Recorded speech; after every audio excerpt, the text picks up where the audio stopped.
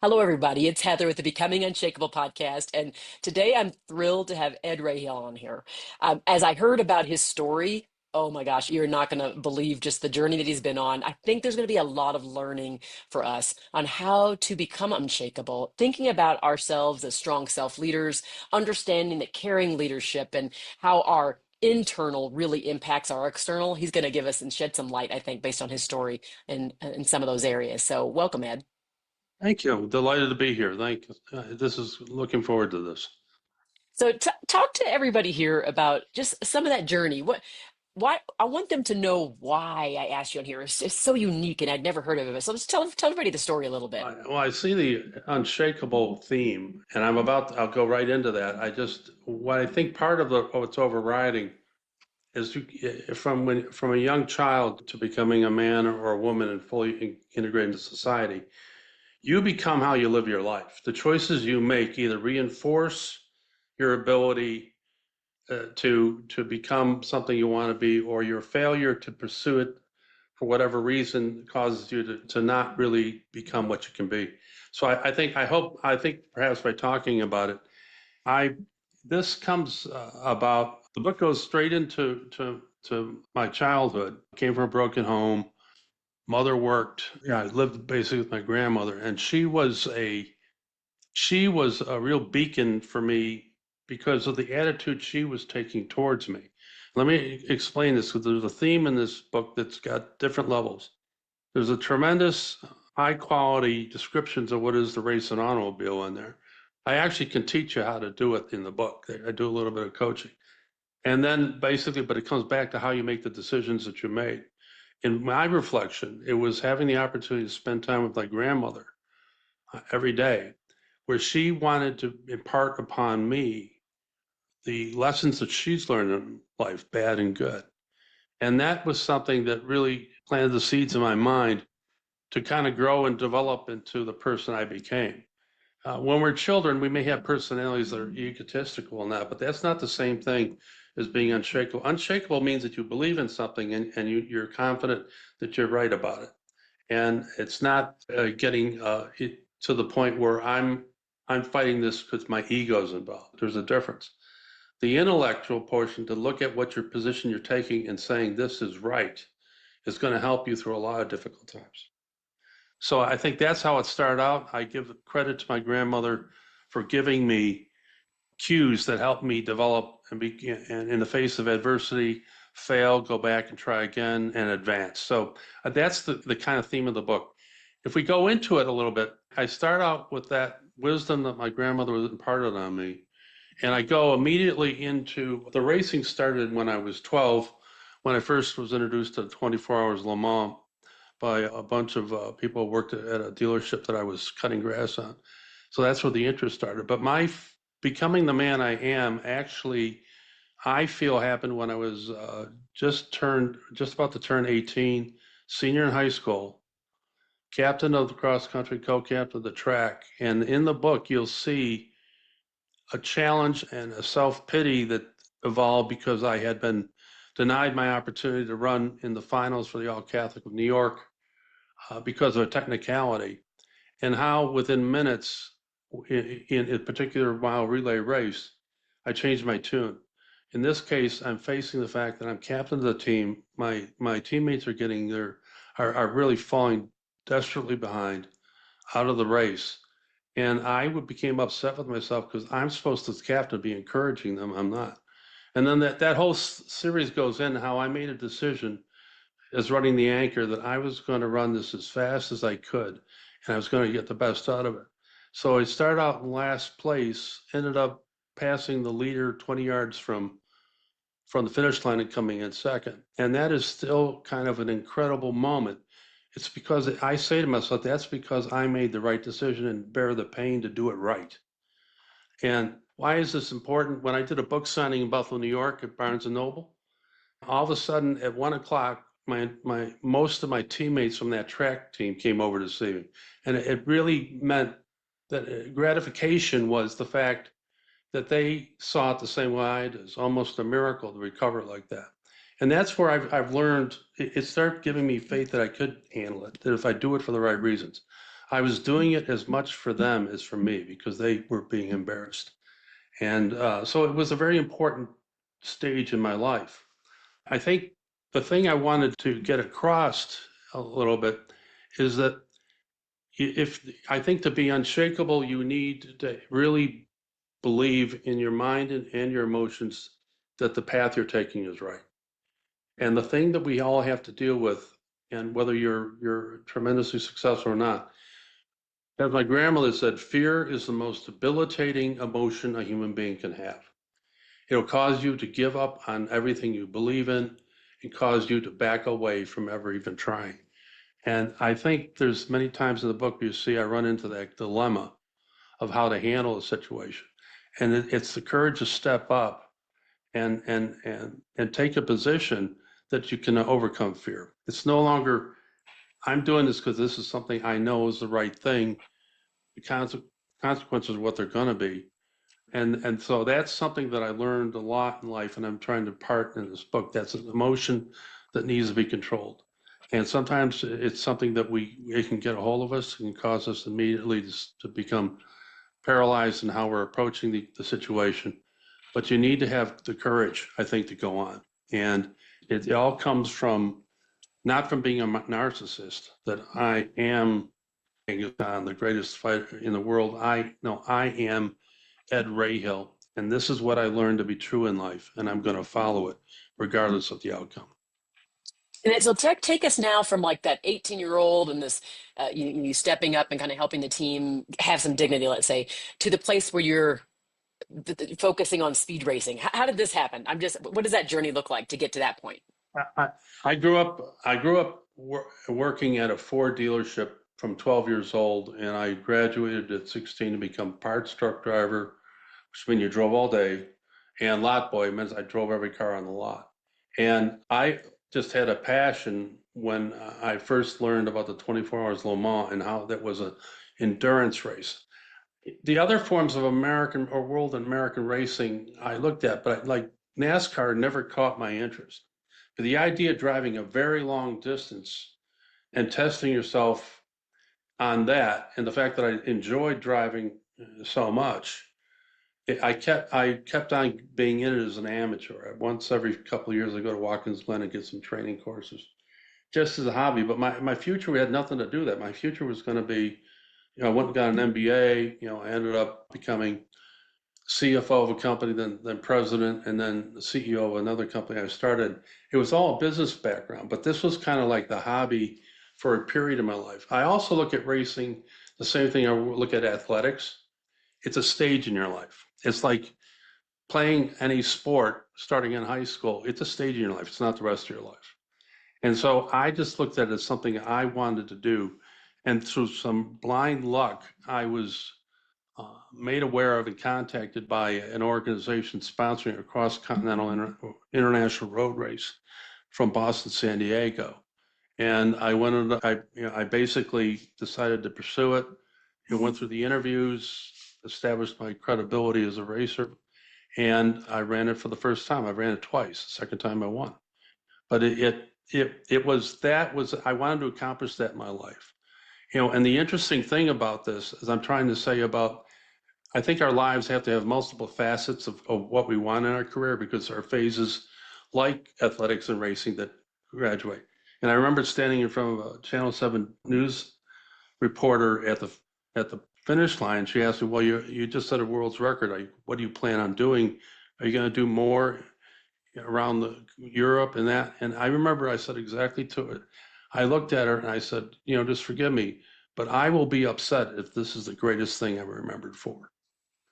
And that really kind of I accomplished what I want. I established I was good at it, but that wasn't what I wanted in life. I didn't want to be remembered for it. So that kind of set the stage of how I viewed much in life. The reason I wrote this book was a letter to my four kids who knew nothing about me prior to my marrying their mother. And that's because of the introverted personality that I have. I have to worry about that. But the racing was an extreme test. You're driving in a car for 3,100 miles. There's no road brakes. You stop for gas, but only twice. There's no There's no shift like in Le Mans every 4 hours. They switch drivers and the driver goes takes a nap. That none of that. You had to live in your car, and that was to me the most demanding part of it. It causes a severe form of the exhaustion that comes from running that plays games with your mind. And we had a number of bad breaks. I got arrested twice, taken to court once, and it seemed like a hopeless situation. And as a result, by the time we hit the Mississippi River, my partner and he said, I just want to go home. And I didn't allow that to happen. And there was a brief, deep reflection period in the course of this race after, he basically went to sleep. He hadn't slept in 2 days. And I pull over the side of the road, got one on one knee, and I just wanted to cry. I felt I wasn't the man I had been. I can't do this. I can't handle it. I'm a failure. I'm not the man I used to be. And I was going through this type of iteration. And I'll tell you, this is really true. I really had my heart and mind open up asking for help. And that's when there was a transformation. The agony, the fear of being a failure, and all that started to fade. And the thought that, is that get back in that car and drive it. And I remember saying to myself, I started the engine and turned on, it says 1 mile at a time. We had 2,000 miles to go. I was no longer racing to San Diego. I was racing 1 mile at a time. And that changed the whole attitude about success, because then all of a sudden your whole attitude changes as you continue to get better and better. And we ended up winning that race with a 10-minute lead, and I broke the previous year Porsche world's record by 15 minutes. So it was an amazing situation. The stories, though, are fun. The getting arrested in New York, upstate New York, driving at about 100, came across a trap. We basically hit our radar jamming equipment, but still pulled over. And they didn't have anything to race. They asked for my time span on New York State Expressway. Why? They can tell when you left and calculate your speed. Why? So, well, we threw that out the second we got it. I didn't tell them that. And it was a situation, the police did an illegal search on the car. You have to grant permission. And they arrested me because I was the owner of the car. What we found in it was a Bearcat radio scanner. It receives signals across the entire band. And all of my poor partner Tim is left the side of the road with a state trooper. I got handcuffs on, and I'm going to not jail, straight to the courthouse. I walked in, there was a woman behind a desk. She had summer clothes on. She said, let's get this over with. I got to go to a wedding at 4. And went through, she was just no nonsense. If you could you see this thing. She said, okay, to the officer, what's the charges here? Well, he's in a position of a radio device that allows them to listen to our broadcast. So we feel that's a threat to our safety. And she turned to me, what do you have to say for yourself? I said, Your Honor, under the 1934 Congressional Act passed on radio broadcasting and receiving, every American has the right to receive radio broadcasts. They just don't have the right to broadcast unless they have a license. And just recall what the trooper said, that our receiver is what this thing is. And she took open eyes, looked at the trooper, looked back at me, and smiled and says, he's right, get him out of here. And so I had a lot of stories about that. I want people to understand that there's a lot of enjoyment in this. I got the second arrest in Ohio. Sergeant Roger Teague. We're going 120. I'm trying to break up for the lost time. My partner hit the radar gun jammer again, and he got his little bubble lights going, and so I pulled over to the side of the road.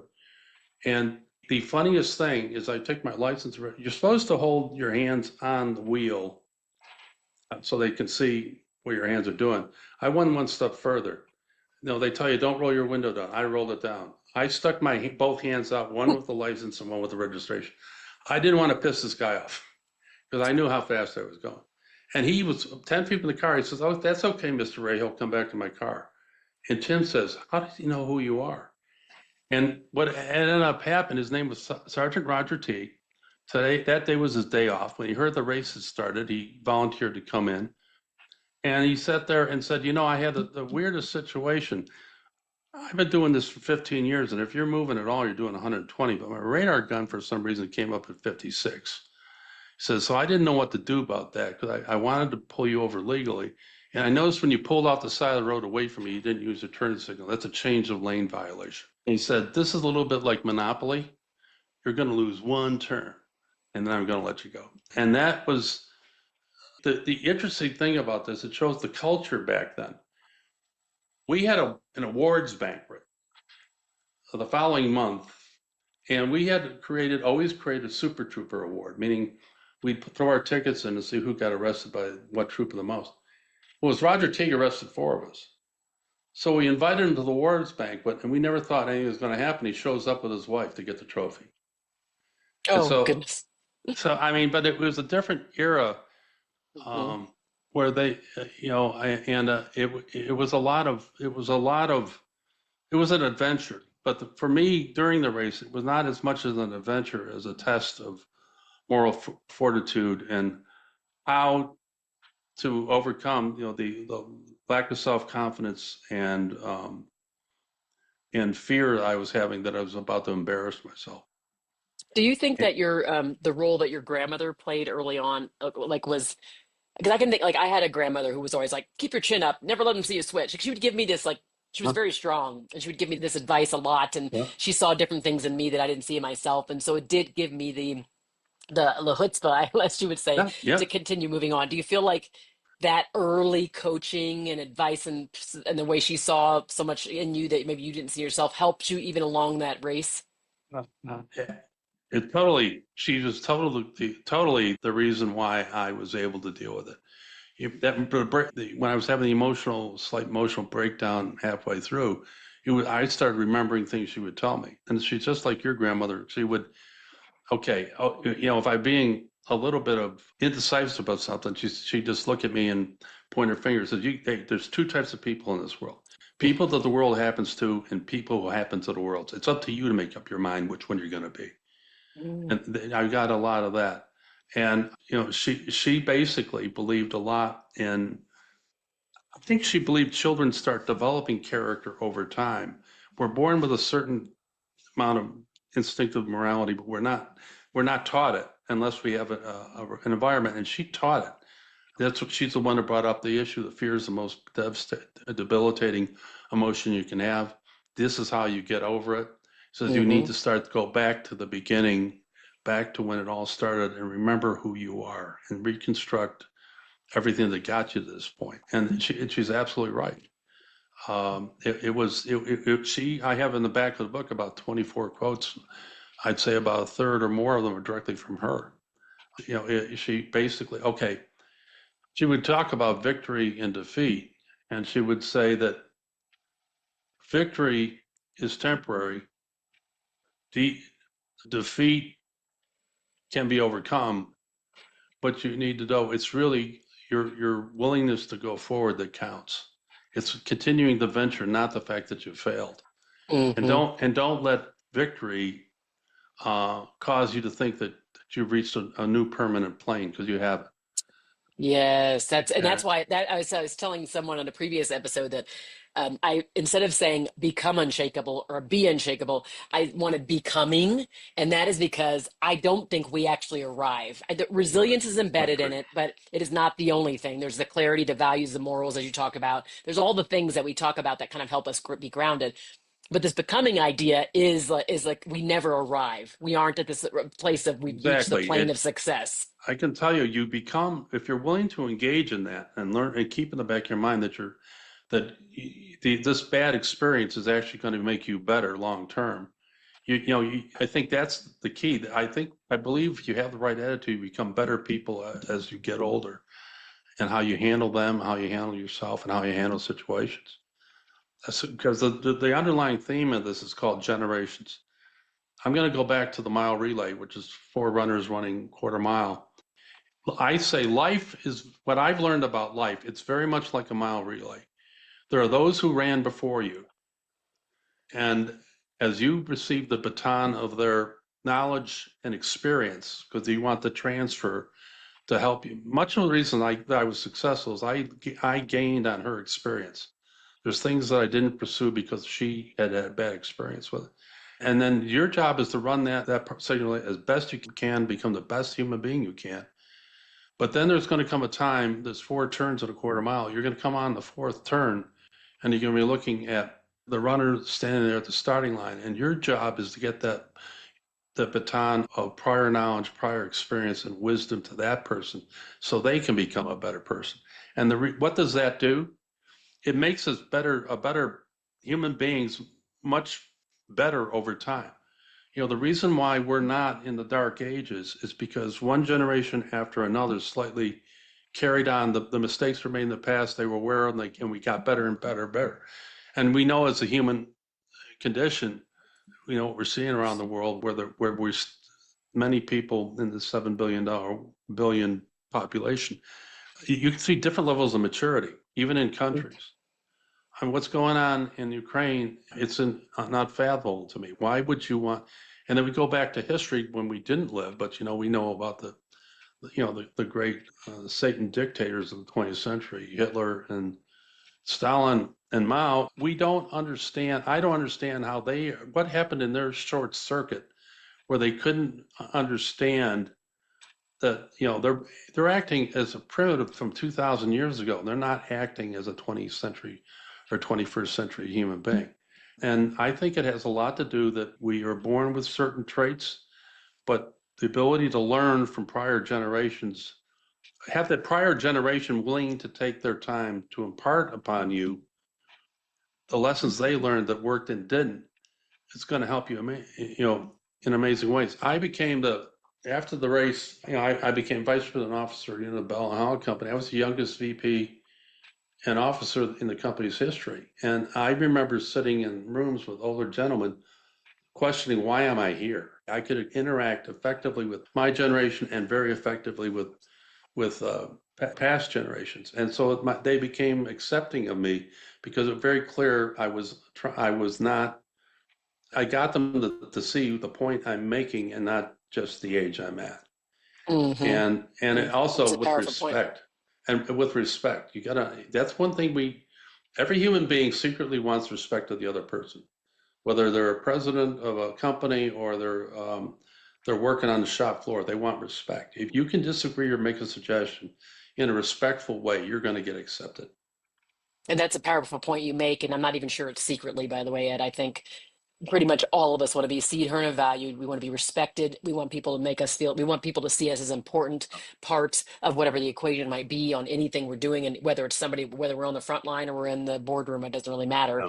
And so I think, I hope that if that's a secret and if we're secretly doing it, we need to really be way more open about Yeah. that. Because, and if we can do that, and this is where this becoming unshakable part is, if we can do that by influencing how people see us and perceive us, if we can learn to use our voices in more powerful ways to speak up for ourselves, to stop waiting for people to give us access, but to say what it is we need Yeah. from them, right? We get more out of life. We just do. It's like you did, and being one of the youngest people to do it, you saw your way to the older generation. You saw your way to the current generation. You said, okay, how can I be the conduit between the two? How can I make sure these people feel seen, heard, and valued, important, respected by Well, me, whether they're here or here? it's simply, okay, little technique that's dealing with people, competent people that have feel good about their point of view. How do I deal with them and get my point across? And I quickly learned I'd look for an opportunity to compliment something that somebody else just said, and then I'd tack my point of view on top of it, saying, I think Mm, Bob Giesel just really made an important point, and I'd like to support that. And then I drop my little. Bob's feeling good about himself now. yep. You see what I'm saying? And Yes. Yep. and it's not me making myself the object at the center of the meeting. I find my ways to get in there, and that really had a tremendous benefit to me in the development of my career. I think it was understanding when you get to having been a CEO of a company, one thing I learned, the higher up you get, the less you do the work, the more you're managing people. Hmm. And you come up with the strategy and the vision, but it's really managing people to keep them on track. And you need to have that skill set to make them feel that they're part of the decision being made, because then you Yes. take ownership. You know, Yes. in the book, there's an important point in Mexico where I did that. I had the same problem being the youngest one in the group, and I used that technique basically to change the entire direction of this was a State Department, a Treasury Department effort to help Latin America from going bankrupt, and we were part of a special task force that sent down 11 of us. And what I got them to do is change their plan 180 degrees.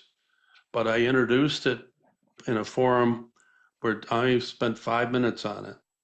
I talked to people afterwards, and whenever I ran across somebody that was buying in, I backed off. No, it was not my idea. Yeah, it was my idea, but it's not. It's yours now. If you can get other people who work for you to believe in what you're doing and what it is, you're going to get miracles out of them. And that's something Mhm. that's very important. But on the race, just so you know, that they know, the racing is a week, 35 hours and 46 minutes with almost 5 hours of delays, arrests, and breakdowns. Set a new world's record. I explain in detail what it was like to drive that event, east of the Mhm. Mississippi and west, which was a change of attitude for me. And anybody who reads it is going to get on the edge of their seat on this stuff, because I go out of my way to make sure you understand what's going on with the car, the race, and the mindset, and give you an idea of what you have to do to be able to handle a car at that speed. I mean, Mhm. from Southern Illinois to Adrian, Texas, is just about 900 miles, and I basically covered it in 6 hours. I mean, I was averaging over 130 over, and Yeah, yeah, that's yeah. drive. I give the people an understanding, and I also explain why it can't happen today, but an understanding of how you handle it and the approaches you have to take.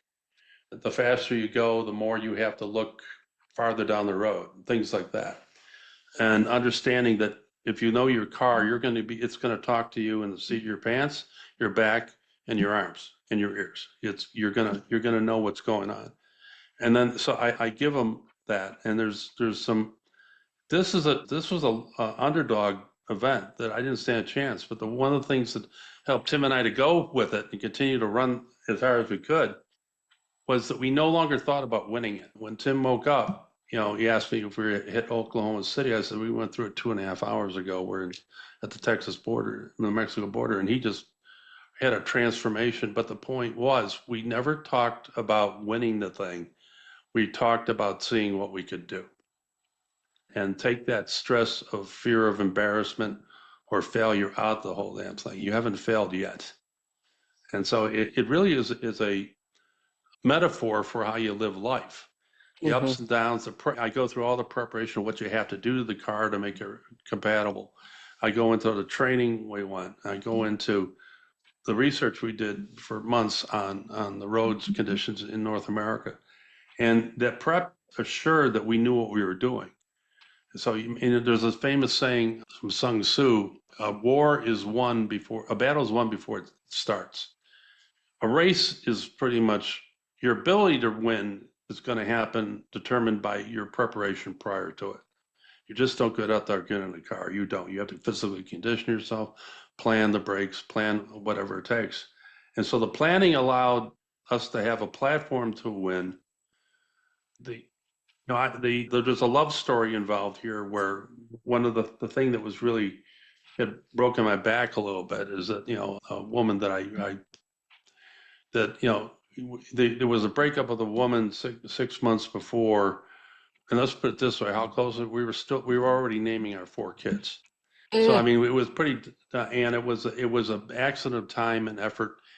She, if you understand the story, which I explained in there, she was doing from her perspective what she had to do, and I feel, I miss her a little bit to this day because she was fun to be around.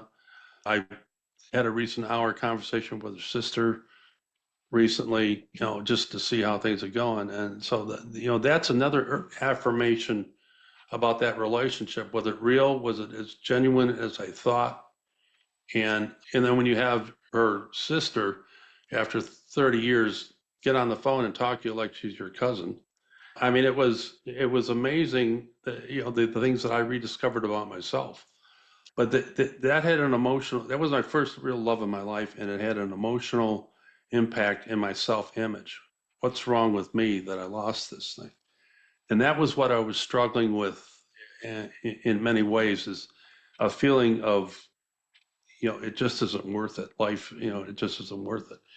Anybody who's had a first love knows that doesn't, you don't give it up that easily. Hmm. and Yeah. and but it was the period of letting go of those feelings, and the feelings of inadequacy and capability, and going back to what my grandmother said: go back to life as it your past, and where you will find the inspiration to go forward.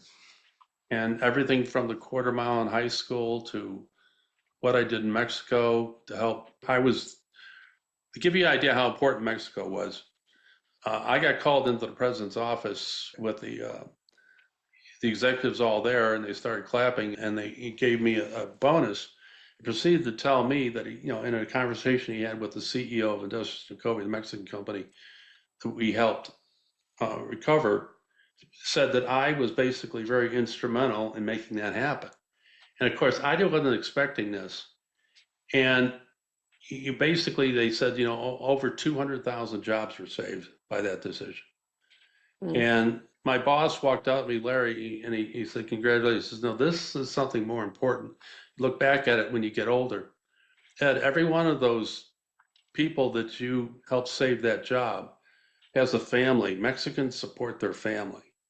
There's no welfare in Mexico. There's no unemployment. There's no social services. You take that understanding that they lose a job, they're living at the poverty level. He says, when I do the math, it's 1 million people you impacted, because you impacted the wife and the kids and the grandmother they're taking care of. And it took me a long time to realize what he had just said. But I think good things can happen if you try to stay true to the fundamentals of what you believe in. And what you believe in is based on a sound understanding of your place in life, that we're here Mm. for a mission. We're not here permanently. Yep. And then you get a little bit, in a sense, you almost get a little bit of anxiety from that, because you realize that you don't have, you don't have that much time left where you're unable and be taken away, and life's going to end. And so when you look at the fact that you haven't been producing, you start getting nervous. You got to go back again to your fundamentals of what you believe in life and rebuild your attitude towards that problem. That's what I'm trying to do with this book. It's getting some fantastic reviews. I'm trying to market it right now. While I'm putting together a second edition, we're going to play up a little bit more, per the advice of a marketing specialist. Annis is his client. He says that the Mhm. book, you got to be able to look at the book and know what it's about. And so we're doing a little bit more of the racing in it, because I had two producers call me about coming out to Atlanta to look at it, and my attorney, media attorney, just said, "The hell you are! You don't talk to anybody about this, and get it copyrighted." He says they're looking for the next Ford versus Ferrari, and that's what this book is. Mm. Racing becomes a metaphor for life. And the other thing about that he says the Ford versus Ferrari is that if you watch it a second time, it's about the relationship between Ken Miles and Carroll Shelby more than it is the racing. And so Hmm. it's about friendship. And that's what I'm trying to do. The story is going to explain the last great American road race ever to be run. Its history goes back to 1860 with the Pony Express, which ended with the beginning of the Civil War, and came up again with the creation of a new occupation of unemployed soldiers going west, buying a horse, saddle, and gun, and they would freelance themselves as cowboys. That's where the cowboy culture. And of course, that's where the racing would take off. You're on a cattle drive from Kansas to Chicago, and you're getting paid, and we're having a few drinks, and what they would do is somebody would spot on a prize. They put in money. First one back to Abilene, Texas gets this. They'd ride 1,000 miles to be the first one back. And that racing went on through 1893, which is the last great cowboy race ever to occur. Nebraska to Chicago, where Buffalo Bill Cody, was sponsoring the race and offered a gold-plated Gold 45 pistol to the winner, and it happened. It was at the Chicago World's Fair. But that was the end of cross-continental racing. One of the things I want to explain in the book, and I do at the beginning, this isn't just a fantasy. This is a cultural. This is 140 some odd years of history that's part of the American culture. Yeah. It's still going on now in Alaska with the Iditarod. It's the same idea, but you're doing it with dog sleds instead of cars. So And in order, so what we're going to do now is we're going to wrap it up. So it's wrap okay, it up. We're going to wrap it up, Ed. And when we wrap it up, and when we think about this idea of the metaphor that this represents about just thinking about the landmines or the milestones and or the setbacks that happen along the way on a journey in our life. We have things that can hit us, things that maybe take us off kilter, and then things that maybe get us back on track. In order to wrap up now, what for you would be in your mind one of the most important things that we could all adopt in order to help us get back to a place of being grounded after things kind of take us off course in our lives? What might be the one the most important thing that they can do to focus on that? at very least, take some time off and reflect on your life. Go all the way back. In some cases, therapists would tell you to do. It says, why don't you write down from the beginning what you felt about life and what's happened to you, and you're going to see a pattern there, hopefully of improvement. And that is the basis for trying to understand if you're off track. It's going to give you the desire to go back on that track again and try to do something different. I'm a CEO from the energy industry. I'm not a writer. This is my first book. But in that case, I'm trying to decide what I need to do at my stage in life, which everybody 20, 30, 40, and 50 will always have to reflect on what they should do in life. But for me, I'm starting to feel I wrote this book really to try to convey what I have learned and what I have inherited from previous generations about how to live life. And the I chose the four-wall rally as the example because there was so much in that was part of a metaphor of victories and defeats and basic resilience and coming back and having some faith you can come back. And the key is to understand is that you cannot take a narcissistic approach to this. You gain your confidence by knowing from my experience I'm correct on what I'm going to do. And so I'm trying to leave this book as a kind of a subtle lesson on how to live life and how in today's world, I don't think we spend enough time with our previous generation to try to learn from them. But then there's young children who are growing up. They don't have the opportunity to do that. What I'm concerned about is that really my mission in life has to be for this stage, because I move on after this, is Mhm. basically to try to communicate the most effective way to live life and take advantage of the gift of knowledge, wisdom that a prior generation had gone through. And because I'm only sitting here because of my grandmother. Yes, I Uh, love that. I love I her. would I not, love your yeah. grandmother. Cheers, Ed. Cheers to your grandmother and kind of giving us insight on exactly how to, stay strong, stay grounded, understand, what failure means. Make sure that we're able to get up and continue on that journey. Make sure that we stay on that road, on that path, no matter how long or arduous it is. And again, just to stay tough through it all. So I appreciate you coming on and sharing even just some Thank of you for those the lessons from opportunity. her. It's been amazing. And thanks everybody for listening to the Becoming Unshakable podcast as well. Be Thank well. you. Thank you very much. Have a great Thank day. you. Thank you.